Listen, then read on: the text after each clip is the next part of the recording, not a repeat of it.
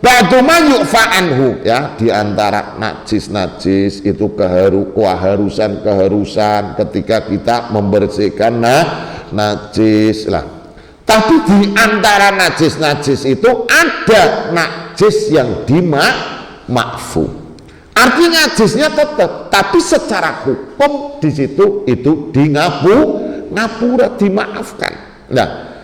Lah kenapa najis itu harus dibasuh? Ya karena kembali kepada dasar bahwa Islam itu adalah agama yang bersih. Karena Islam itu agama yang bersih, maka wajib di dalam Islam untuk menghilangkan najis. Dimanapun najis itu berada, pada pakaian, pada tubuh, atau pada tempat. Dan kita harus senantiasa menjaga daripada najis. Dan bahkan wa ja'ala taharata minan najasah, dan dijadikan suci dari najis itu adalah dijadikan sebagai syarat untuk sahnya sholat. Mari diantara syarat sahnya sholat di sini adalah kita harus di situ itu suci daripada najis, baik itu pada pakaian, baik itu pada badan, atau baik pada tempat yang kita gunakan untuk sholat. Tapi hanya saja kamu juga harus paham, di satu sisi Islam dinun nadhofah, tapi di satu sisi Islam juga memberikan tidak mempersulit. Islam itu agama sing gampang, ya. Islam itu orang angel, tidak mempersulit. Agama Islam itu mudah, ya. Makanya dalam banyak hal itu yassiru wala tu'assir, mudahkanlah, jangan mempersulit. Makanya ketika dalam agama kok ada perkara yang mudah, ambil yang mudah, jangan malah yang mudah kita tinggalkan kemudian kita persulit, ya. Nah, makanya di satu sisi agama Islam dinun nadhofah, bersih, tapi di satu sisi Islam juga memberikan kemudahan-kemudahan pada umatnya dan tidak mempersulit. Lah, makanya di sini ada beberapa najis-najis yang kemudian dimakfu. Karena apa? Karena memang bisa jadi karena faktor sulitnya kita menghilangkan najis. Mungkin sulit, kayak umpamanya bekas darah pada pakaian, itu sulit dihilangkan. Atau bisa jadi litaan duri izalati au masyaqatal ikhtiras anha, sulit kita menghindari, contoh umpamanya sapi perah, apakah jaminan ketika kemudian diperas susunya itu tidak ada kotoran yang tercampur? Siapa yang berani menjamin itu, ya? Karena tidak mungkin untuk setiap waktu terus didusi, disabuni, bar didusi, disabuni, diandukilah jenenge kewan, susah, ya. Bisa jadi Anda naik delman bokar, ya? Apakah jaminan terus kudanya itu bersih? Terus ternyata bekas bekas kotorannya sudah mengering, nempel nang buntute kipas sampai nang burine. Lah, kan nggak mungkin terus sampean nunggang bokar terus jas nganggo jas hujan, kan nggak mungkin. Atau ditutup depannya, nggak mungkin. Mungkin bisa jadi, ya, di masa hotel ikhtiras iki nang tanah haram sampean matene kewan kena ora? Nang Masjidil Haram Mekah. Loh, di situ banyak binatang, walet, merpati. Lah kan sulit. Kalau di Syria ada di Masjid Umawi. Di situ berkembang biak itu burung terkuku, burung dara itu saking banyaknya.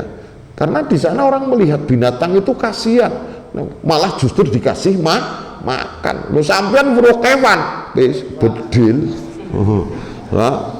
Bedil.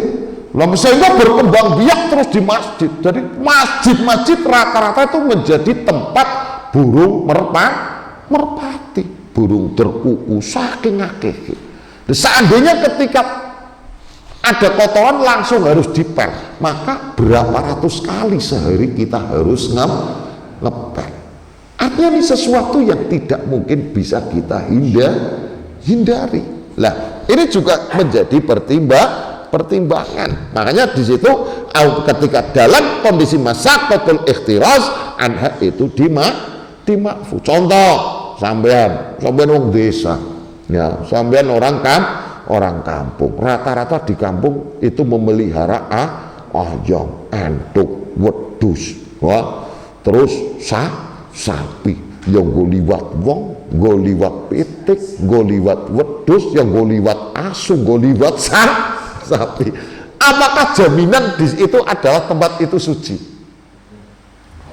Terus udan sandal japit, ceprot tai asu, uyuh wedhus, tembelek ayam, tembelek anduk, dalane siji. Nah, tapi kita mau tidak mau harus lewat itu. Lah ya. Nah, seandainya untuk menghindari itu sebenarnya tidak mungkin kita bisa, mau tidak mau di situ.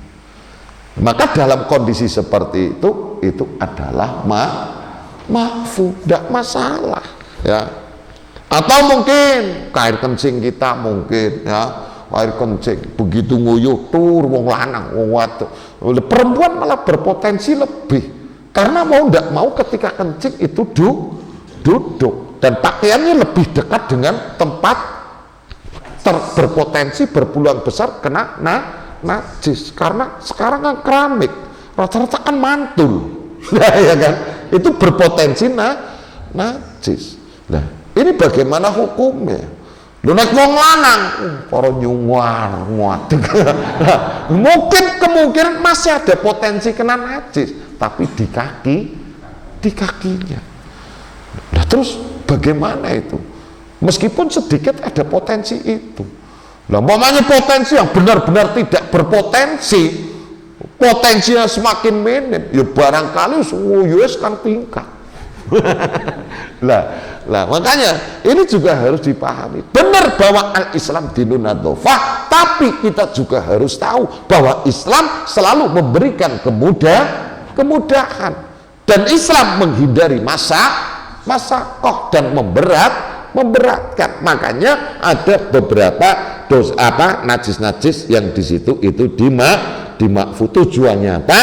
Tujuannya untuk mempermudah bagi manusia, dan di situ untuk menghilangkan kesulitan. Nah, di antara najis-najis yang dimakfu, yang pertama rasasul baul al-basit alladzi la yudrikuhu tarfu al-muqtadir idza asbasa al-badan saw najasah mughaladah am mukhaffafah am mutawassitah.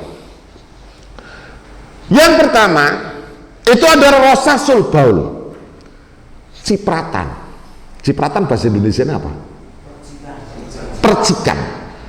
Percikan air kencing, ya, percikan air kencing yang sedikit. Lah makanya sedikit itu adalah standarnya Pak. Ini ditentukan al-basit alladzi la yudrikuhu tarful mu'tadil idza asaba saub awil badan. Artinya percikan air kencing ketika itu sedikit. Standar sedikit di sini adalah ketika standar mata normal. Mata normal itu tidak bisa melihat bekas percikan tersebut. Ya kan kadang kayak ngabut, kadang kayak ngabut, pantulannya itu ngabut, jadi kecil. Lah untuk standar mata normal itu tidak bisa melihat. Nah berarti ya Fauzi kacamatan berarti seorang normal ketika dilepas kacamatanya. Oh sekoru genah teles endi ora katon. Makanya di sini standarnya itu adalah meripat normal sing muktadil. Dia tidak bisa melihat bekas itu, maka di situ dimakfu. Tapi kerasa kan sokan nang sikil mamane lo. Mandan mandan nyes itu kan. Iya kan? Tapi ketika tidak nampak oleh mata yang normal standar, itu makfu. Ya makfu,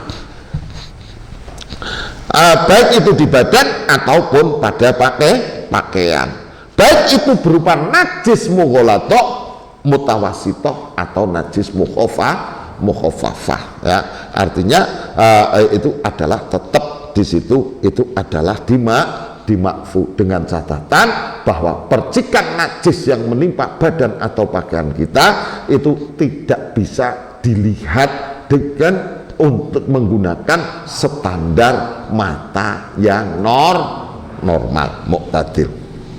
Yang kedua, al-yasir minadam wal qaihi wa damil barakhis waran udubat ena jalla malam yakun dalika bi fi'lil insan wa ta'amudi. Yang kedua, najis yang dimakfu itu adalah darah yang sedikit, darah nanah ya, yang sedikit, atau damul barakhis, nyamuk ya, nyamuk ya, sampean kan biasa, oh nyamuk pemakan darah, sampean tebok plek berarti darah. Loh, darah yang sudah keluar itu adalah hukumnya najis. Tapi ketika dalam kondisi seperti itu adalah dimakfu ya. Walani mudubab, wanim dubab itu adalah najis-najis yang ada pada kaki-kaki laler, alatur beler. Nah, kesenangannya laler siji kapan nemu batang barang-barang sing najis iki seneng. Laler kok minyak wangi ora doyan ya, laler kok ketemu kotoran seneng. Lah berarti kemungkinan terbesar yang ada pada kaki lalat itu adalah najis ya. Sampean laler diuji coba, sampean siapkan apel karo teletong milinti ya, milih teletong ya. Loh, sampean siapkan batang karo sate milih di batang. Makanya kemungkinan terbesar pada kaki-kaki lalat di situ itu adalah terdapat najis.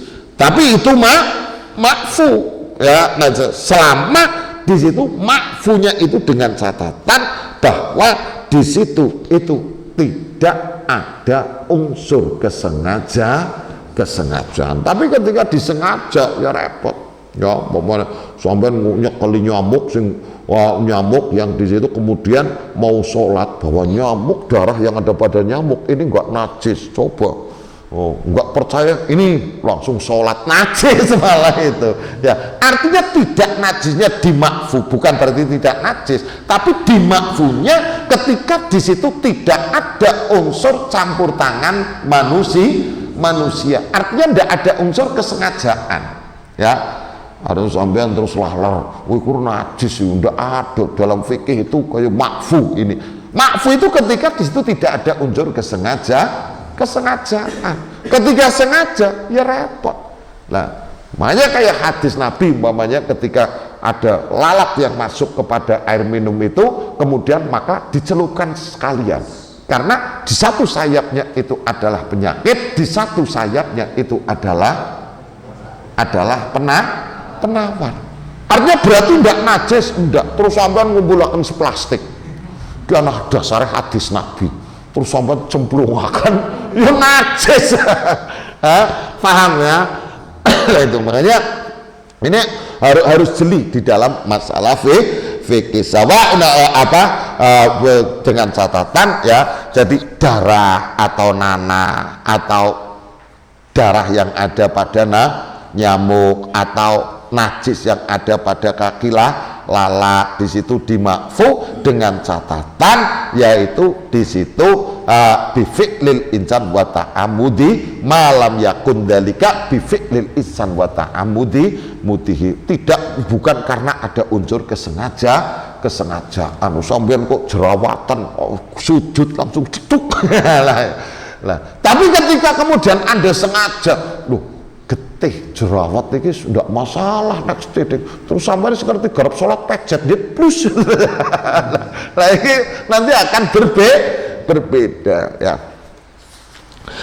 Yang ketiga yang dimakfu adalah damun waqaihun curuh walau kanat kathiron saritotan ayakuna minal insan nafsihi ayakuna min insan nafsi wa alla yakuna bi fi'li wa ta'amudi wa alla yujawizu mahalahu al-mu'tad wusulahu ilahi. Najis yang dimakfu yang ketiga yaitu darah nanah yang timbul dari luka, ya, luka. Meskipun itu banyak, itu tetap dimakfu. Sampai jatuh dari kendaraan, kemudian di situ lukanya bernanah, berarti nanah, berarti akhir biasanya beriringan dengan darah biasanya. Meskipun banyak di situ makfu, tapi dengan syarat bahwa itu darah atau nanah dari dirinya, bukan dari orang lain. Bukan dari orang lain, dari diri Anda. Artinya luka Anda sendiri. Ketika nempel dari luka orang lain, maka akan menjadi najis. Dan dengan syarat yang kedua, bahwa nanah atau darah itu, yang kedua itu adalah allayakuna bifi'li wa ta'amudi, bukan karena unsur kesengajaan. Jadi nggak sengaja, ya memang sifat daripada luka itu. Artinya luka itu bernanah dan kemudian mengeluarkan darah, nggak ada unsur kesengajaan. Bukan berarti terus, oh ini darah nanah ini pada luka ketika pada diri kita, itu kan tidak masalah. Terus kemudian kamu mau sholat terus kamu pejet-pejet, itu repot. Ini akan menjadi najis yang tidak makfu. Jadi dimakfu darah atau nanah ketika itu, meskipun banyak, itu satu, ketika itu memang luka yang ada pada dirinya. Yang kedua, di situ tidak ada unsur kesengajaan, ya, artinya bukan kita yang mencipta tidak ada unsur kesengajaan kita, ya. Syaritotan wala yujawiza ma'al mu'tad wusulahu ilaihi, dan syarat yang ketiga bahwa darah atau nanah ini tidak melampaui batas daripada luka yang pada umumnya. Artinya nggak sampai jibrat kemana-mana. Ketika sampai jibrat kemana-mana tidak makfu. Mungkin di sini mungkin luka di tangan, mungkin ada nanah, ada darah keluar sendiri, tapi di sekitar lokasi ini seandainya keluar ya dalam batas-batas yang wajar. Tapi ketika kemudian sampai di kepala, sampai di baju, sampai di sarung, yaitu tidak makfu. Jadi syaratnya ini tiga, ya. Jadi darah nanah yang disebabkan karena luka ini meskipun banyak, ini di sini bisa makfu dengan syarat yang pertama itu adalah darah atau nanah itu dari dirinya, dan yang kedua itu tidak ada unsur kesengajaan atau kita sengaja ciptakan, yang ketiga itu tidak melampaui atau keluar dari batas-batas luka pada umumnya. Yang keempat yang dimakfu, rawsu dawab alladhi yusibul hubub asna'an dirasatiha, wa rawsul an'am alladhi yusibul laban asna'al halab malam yakun fayukhayyirul laban. Kotoran-kotoran. Yang ketiga, empat itu adalah kotoran binatang yang untuk dijadikan sebagai binatang penggiling, ya. Mana zaman dulu itu menggiling itu dengan menggunakan binatang, ya. Jadi kalau di sini kan dengan menggunakan nutu, ya, wong. Nah, kalau di luar di Arab terutama itu dengan menggunakan binatang, baik onta ataupun sapi. Lah, itu kan jelas tidak mungkin kita bisa menghindari najis sepenuhnya. Bisa jadi mungkin secara kasat mata di situ tidak ada kotoran, tapi ternyata menempel di badan binatang tersebut sehingga mengenai biji-bijian yang sedang kita tumbuk. Itu makfu, ya. Atau kotoran-kotoran yang ada pada binatang yang diambil susunya, ya. Selama di situ tidak banyak, karena tidak bisa kita sepenuhnya kemudian menjamin bahwa itu bebas dari kotoran, bersih dari kotoran, kita tidak bisa memastikan itu. Lah, makanya ketika di situ sedikit dan standar sedikit di situ malam yuksir fayukhayyirul laban, selama di situ tidak sampai merubah warna daripada air susu yang diperas itu, maka di situ itu adalah makfu. Kan bisa jadi kena kencing, bisa jadi kena tapi sedikit kan bisa jadi. Yang kelima yang dimakfu, rausus samak fil malam yutakhyar wa darqituyur fil amakin allati tataraddadu alaiha, ya. Jadi yang kelima itu adalah kotoran-kotoran ikan. Pada air semua kotoran itu kan mestinya najis loh, tapi kotoran-kotoran daripada ikan itu di situ itu adalah makfu. Malam ya takoya selaginya tidak berubah, yang perubahan itu disebabkan karena kotoran. Nah, demikian juga kayak kotoran burung darah atau burung-burung yang lain.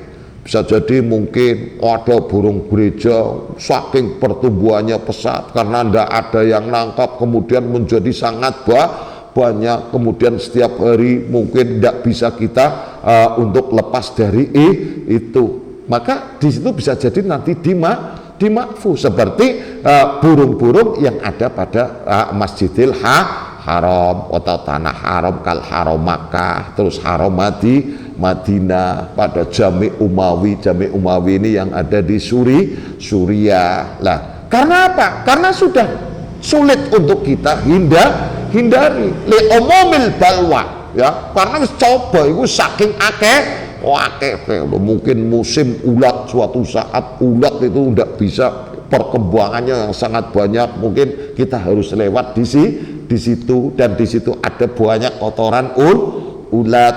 Tapi ketika kita sudah tidak bisa menghindari, ya makfu, dan kita sudah tidak bisa menghindar, dan itu bagian yang sudah tidak bisa kita lepas, sulit umpamanya, maka dalam kondisi seperti itu ya tidak masalah. Artinya najisnya tetap najis, tapi bahwa di situ itu adalah makfu. Yang keenam, najis yang dimakfu adalah mayusibu thawbal jazar minadam malam yukfir, yaitu darah mayusibu sesuatu yang mengenai pakaian jazar. Jazar itu tukang jagal, ya. Jadi yang berpotensi kemudian menimpa pada pakaian atau badan tukang potong itu kan banyak. Tukang jagal bisa jadi darah, bisa jadi kencing, bisa jadi kotoran. Nah, itu segala sesuatu yang menimpa pada pakaian jazar, baik itu adalah dam atau yang lain, selama di situ kategorinya itu sedikit kembalikan kepada umumnya, kecipratan titik, maka di situ itu adalah makfu, karena memang profesinya dia tidak bisa lepas dari itu. Nah, seandainya menuntut harus benar-benar bersih, ya masakoh, ya berapa lama dia harus mandi, dan setelah itu dia akan terkena lagi, ya masakoh. Nah, untuk menghindari tidak mungkin, karena memang profesinya dia itu adalah tukang jagal. Ya, mungkin bisa dikiaskan dengan itu, mungkin dengan perawat sapi atau kambing. Nah, itu kan, nah, karena dia setiap hari bergelut dengan itu, ya. Nah, untuk menghindar ya tidak bisa, memang profesinya itu. Nah, itu kan, mayusibbu thawbal jazar minad dammi malam yukthir. Yang ketujuh, adam alladhi ala lahmi. Yang ketujuh itu adalah darah yang ada pada daging. Itu makfu. Sampai beli daging, umpamanya beli daging sapi, di situ ada darahnya, itu sebenarnya makfu, tidak harus dicuci. Saking hati-hati ini, kadang dicuci, kadang tambah disikat, hasilnya tambah orang anu ora ngerti hukum es makfu ya, ini makfu lah, bento kadang tambah daging dicuci mesti jadi ora enak, ya. Dicuci maning sing mandan goblok maning wis dikum tambah disikat, wis tak jamin ora enak. lah karena apa? Hukumnya ini mesti makfu.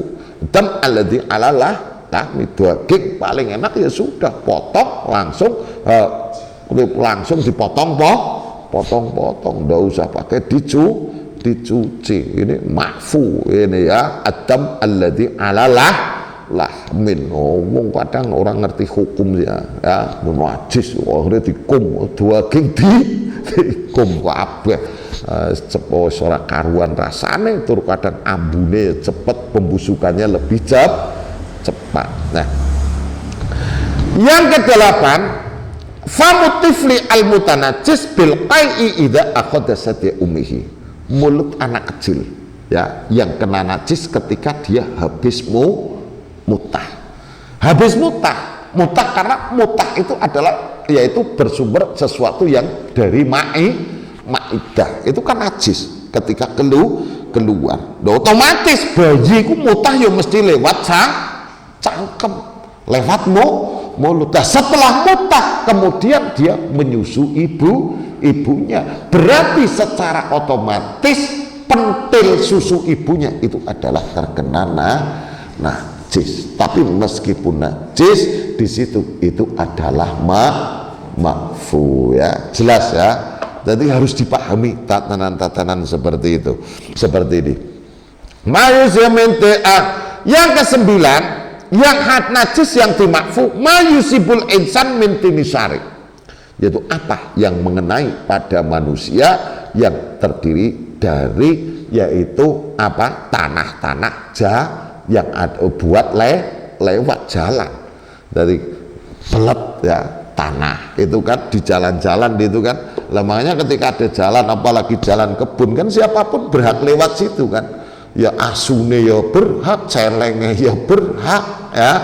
Nah makanya kadang kita kena najis bisa jadi karena kotorannya, bisa jadi kotoran bercampur lumpur. Tapi ketika mau tidak mau kita harus lewat itu ya makfu, jelas ya. Ngono kadang anu rapati ngaji saking wedine najis maring kebon ben dadak nguyaki mbokan ana telepak celeng kok jerimet temen urip. Lebune tanahnya saja yang biasa buat lewat, kalau memang mau tidak mau kita harus lewat situ maka ndak ada masalah. Lah seandainya di situ ada najis apa enggak ya najis, tapi bahwa di situ itu adalah makfu. Apalagi zaman dulu kita kan satu jalur, kerbau, manusia, kambing itu menjadi satu jalur. Nah bagaimana untuk lewat nggak lewat situ ya repot, memang jalannya itu. Zaman dulu kita semua rata-rata memelihara jago, itu dilepas endok, dihindari tembak ya domai wong, ora tembak ya semayang-mayang ora karuan. Ini kan repot, urung nang dalan-dalane padahal iki najis. Tapi dalam kondisi tertentu seperti hanya tinis syari, yaitu apa lumpur belet sing nyiprat itu kadang sandal jepit cepat itu kan nang dalan. Nah itu makfu, itu ndak masalah. Itu berarti najis nggak najis ketika di situ ada najis, tapi itu makfu. Yang ke-10 yaitu yang najis yang dimakfu adalah al-maitatu alladzi la nafsa la sa'ilah ila damalaha min nafsiyah idza waqa'at fil ma'i. Yang ke-10 yang dimakfu itu adalah bangkai binatang yang di situ tidak mengalirkan darah ya. Artinya dia tidak mengalirkan darah memang ketika bangkai itu adalah masuk ke dalam air, masuk ke dalam benda cair, kadubab, lalat, ada darahnya enggak ada ya.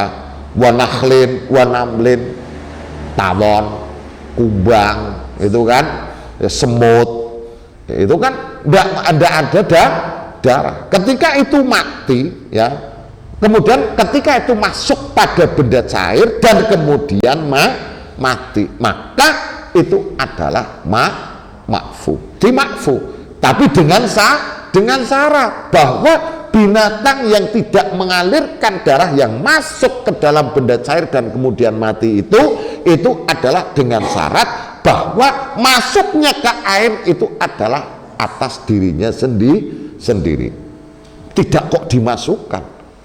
Syaratnya pertama itu ya, sampai ngerti kumbang umpamanya orang mengalirkan darah, batangnya ketika bangkainya ketika masuk ke dalam air di situ makfu, sampai cari kumbang terus dimasukkan air, terus mati. Ini tidak masalah, ini dalam fikih, ya goblok gitu. Ya, syaratnya yaitu tidak harus tidak ada unsur kesengajaan. Artinya dia masuk ke benda cair tersebut itu adalah atas kehendak sendiri. Yang pertama, yang kedua, dan di situ benda cair tersebut itu tidak berubah yang disebabkan karena masuknya binatang tersebut. Artinya ketika berubah, laler ketika masuk ke dalam benda cair dan di situ kok tidak ada unsur kesengajaan dan mati, di situ tetap suci. Pertama, tapi ketika kemudian yang masuk mungkin beratus-ratus lalat dan kemudian cairan itu menjadi berubah warna, maka akan menjadi beda lagi. Ya, paham ya? Jadi syarat bahwa di situ dimakfu itu adalah dengan syarat dia jatuh dengan sendirinya atau masuk dengan sendirinya dan benda cair yang dimasuki itu di situ tidak berubah, yang perubahan itu disebabkan karena masuknya binatang tersebut. Pancen fikih kudu mandan jerimet ya, makanya harus jeli. Makanya tidak sesederhana itu kita menghukumi ya. Makanya inilah pentingnya kita belajar fikih. Najis darah, najis ya. Nanti tapi dalam kondisi tertentu nanti akan ada hukum yang berbeda. Makanya yaitu bahwa prinsip dasar di dalam agama Islam di situ adalah memberikan kemudahan ya. Jadi tidak mempersulit lah.